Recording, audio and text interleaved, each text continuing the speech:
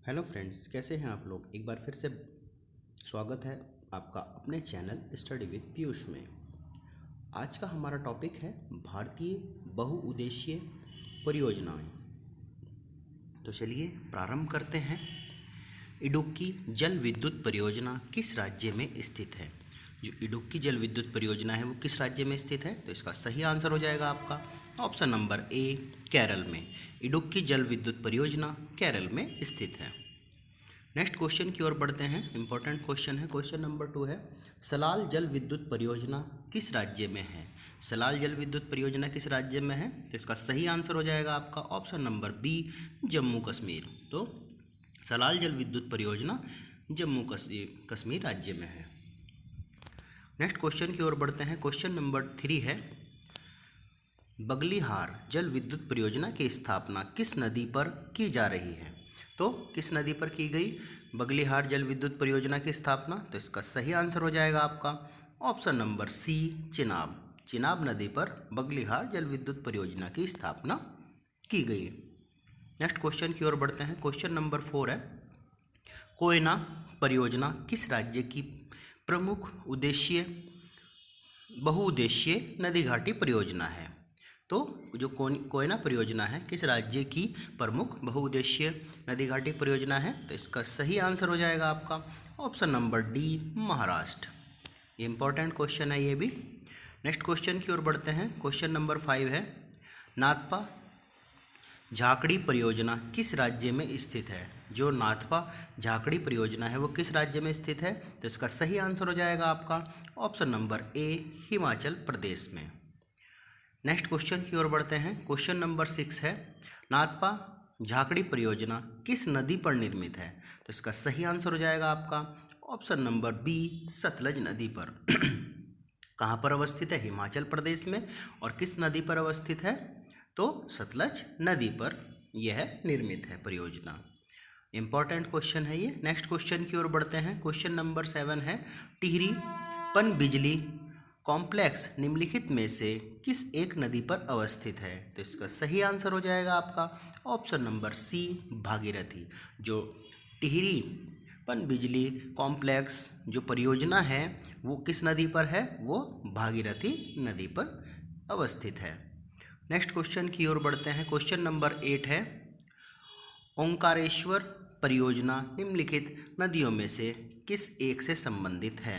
तो इसका सही आंसर हो जाएगा आपका ऑप्शन नंबर डी, नर्मदा। तो ओंकारेश्वर जो परियोजना है वो नर्मदा नदी से संबंधित है। नेक्स्ट क्वेश्चन की ओर बढ़ते हैं। क्वेश्चन नंबर 9 है, तपोवन और विष्णुगढ़ जल विद्युत परियोजना कहाँ अवस्थित है? तपोवन और विष्णुगढ़ जल विद्युत परियोजना कहाँ अवस्थित है?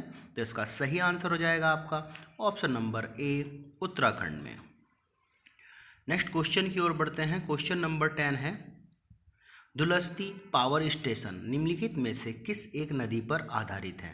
तो किस एक नदी पर अवस्थित या आधारित है दुलस्ती पावर स्टेशन? तो इसका सही आंसर हो जाएगा आपका ऑप्शन नंबर बी, चिनाब नदी पर। चिनाब नदी पर है दुलस्ती पावर स्टेशन। नेक्स्ट क्वेश्चन की ओर बढ़ते हैं। क्वेश्चन नंबर 11 है, गंडक परियोजना किन दो राज्यों की संयुक्त परियोजना है?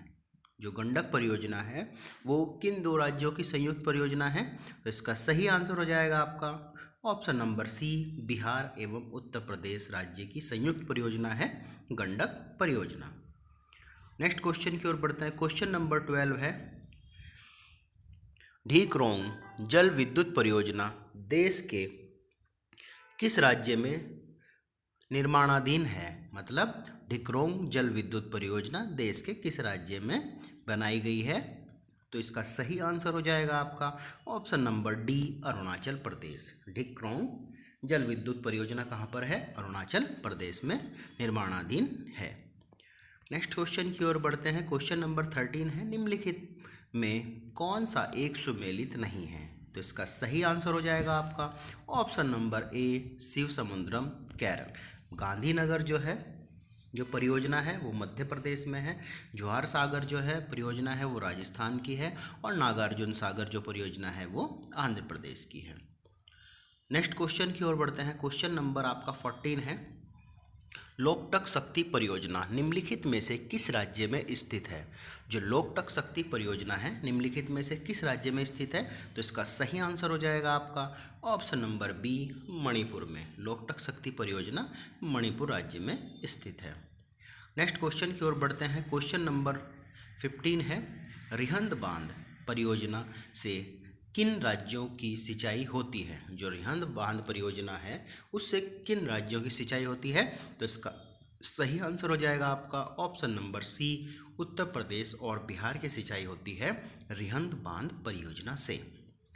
नेक्स्ट क्वेश्चन की ओर बढ़ते हैं। क्वेश्चन नंबर 16 है, भागड़ा नागल परियोजना किस नदी पर निर्मित है? इंपॉर्टेंट क्वेश्चन है, तो इसका सही आंसर हो जाएगा आपका ऑप्शन नंबर डी, सतलज नदी पर। भागड़ा नागल जो परियोजना है वो भी आपकी सतलज नदी पर निर्मित है। नेक्स्ट क्वेश्चन की ओर बढ़ते हैं। क्वेश्चन नंबर 17 है, दामोदर नदी घाटी परियोजना से लाभान्वित राज्य है।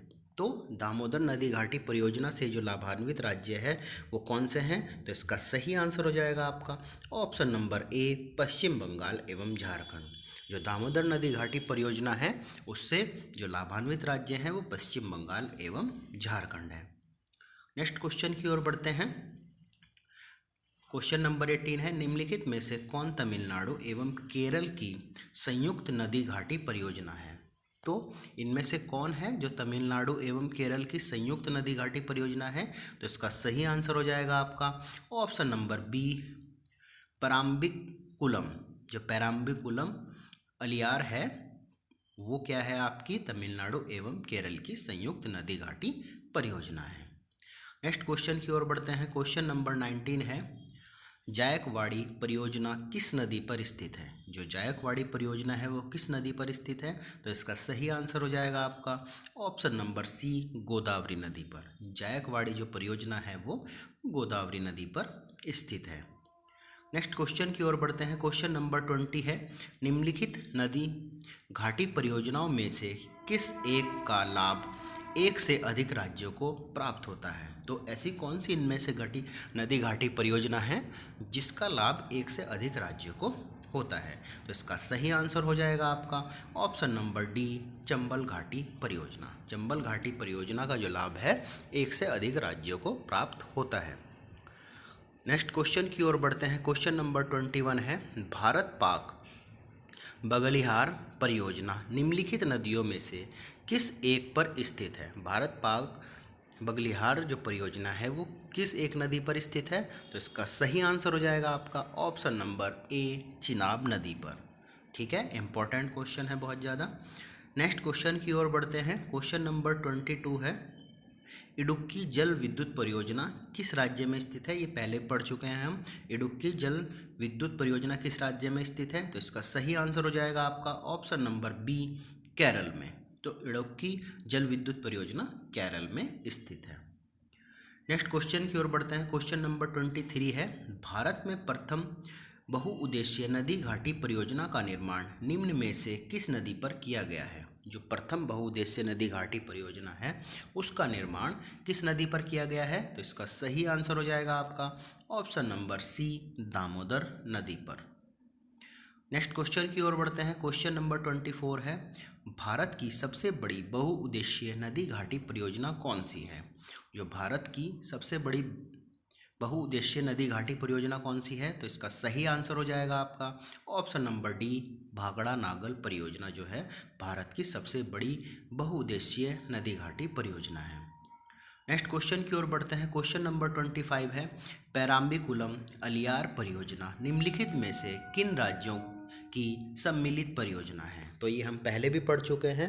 पेराम्बिकुलम अलियार जो परियोजना है वो किसकी सम्मिलित परियोजना है, किन दो राज्यों की? तो इसका सही आंसर हो जाएगा आपका ऑप्शन नंबर ए, केरल एवं तमिलनाडु की सम्मिलित परियोजना है। नेक्स्ट क्वेश्चन की ओर बढ़ते हैं। क्वेश्चन नंबर 26 है, मचकुंड परियोजना किन दो राज्यों की सम्मिलित परियोजना है? जो मचकुंड परियोजना है वो किन दो राज्यों की सम्मिलित परियोजना है? तो इसका सही आंसर हो जाएगा आपका ऑप्शन नंबर बी, ओडिशा एवं आंध्र प्रदेश। ओडिशा एवं आंध्र प्रदेश की मचकुंड जो परियोजना है वो दो राज्यों की सम्मिलित परियोजना है। नेक्स्ट क्वेश्चन की ओर बढ़ते हैं। क्वेश्चन नंबर 27 है, मयूराक्षी परियोजना से भारत के कौन से 2 राज्य लाभान्वित हो रहे हैं। मयूराक्षी परियोजना इम्पॉर्टेंट है, 2-3 बार ये एग्जाम में आया है। परियोजना से भारत के कौन से 2 राज्य लाभान्वित हो रहे हैं, तो इसका सही आंसर हो जाएगा आपका ऑप्शन नंबर सी, पश्चिम बंगाल एवं झारखंड। मयूराक्षी जो परियोजना है उससे पश्चिम बंगाल एवं झारखंड 2 राज्य लाभान्वित हो रहे हैं।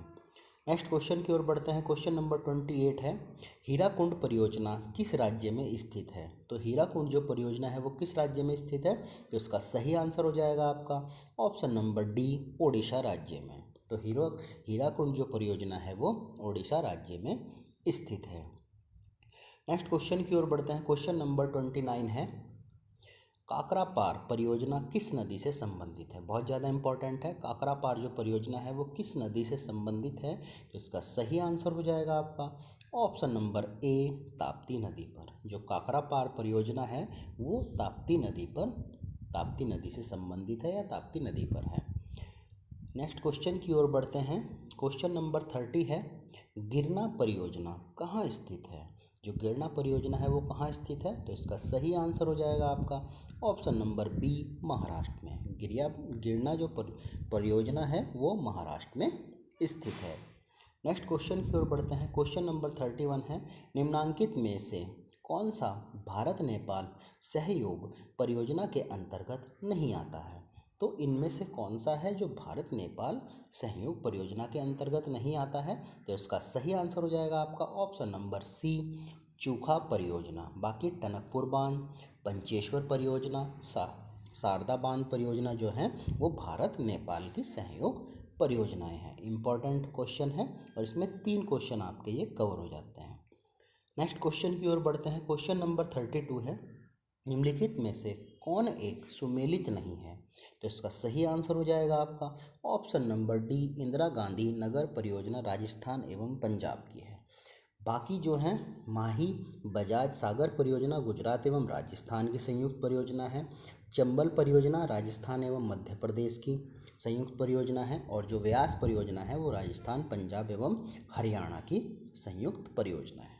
तो इसका सही आंसर है डी, इंदिरा गांधी नगर परियोजना जो है राजस्थान एवं पंजाब की संयुक्त परियोजना नहीं है। नेक्स्ट क्वेश्चन की ओर बढ़ते हैं। क्वेश्चन नंबर 33 है, हीराकुंड परियोजना किस नदी के जल प्रवाह को नियंत्रित करती है। जो हीराकुंड परियोजना है वो किस नदी के जल प्रवाह को नियंत्रित करती है, तो इसका सही आंसर हो जाएगा आपका option number A, Mahanadi. Mahanadi के जो जल प्रवाह है उसे नियंत्रित करती है हीराकुंड परियोजना। नेक्स्ट क्वेश्चन की ओर बढ़ते हैं। क्वेश्चन नंबर 34 है, आंध्र प्रदेश एवं ओडिशा की सम्मिलित परियोजना है। आंध्र प्रदेश और ओडिशा की सम्मिलित परियोजना कौन सी है, तो इसका सही आंसर हो जाएगा आपका ऑप्शन नंबर बी, मचकुंड परियोजना। मचकुंड आंध्र प्रदेश एवं ओडिशा की सम्मिलित परियोजना है। नेक्स्ट क्वेश्चन की ओर बढ़ते हैं। क्वेश्चन नंबर 35 है, उकाई परियोजना कहाँ स्थित है। तो उकाई परियोजना कहाँ स्थित है, इसका सही आंसर हो जाएगा आपका ऑप्शन नंबर सी, गुजरात में ताप्ती नदी पर है उकाई परियोजना। ठीक है, तो उकाई परियोजना कहाँ पर है, गुजरात में ताप्ती नदी पर है उकाई परियोजना। नेक्स्ट क्वेश्चन की ओर बढ़ते हैं। क्वेश्चन नंबर 36 है, बहुत इंपॉर्टेंट है, सरदार सरोवर परियोजना किस नदी पर चल रही है।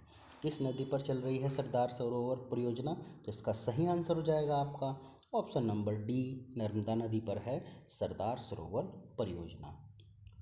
नेक्स्ट क्वेश्चन की ओर बढ़ते हैं। क्वेश्चन नंबर 37 है, पेरियार जल विद्युत परियोजना, ये भी इम्पोर्टेंट है, किस राज्य में स्थित है। जो पेरियार जल विद्युत परियोजना है वो किस राज्य में स्थित है, इसका सही आंसर हो जाएगा आपका ऑप्शन नंबर ए, केरल में है पेरियार जल विद्युत परियोजना।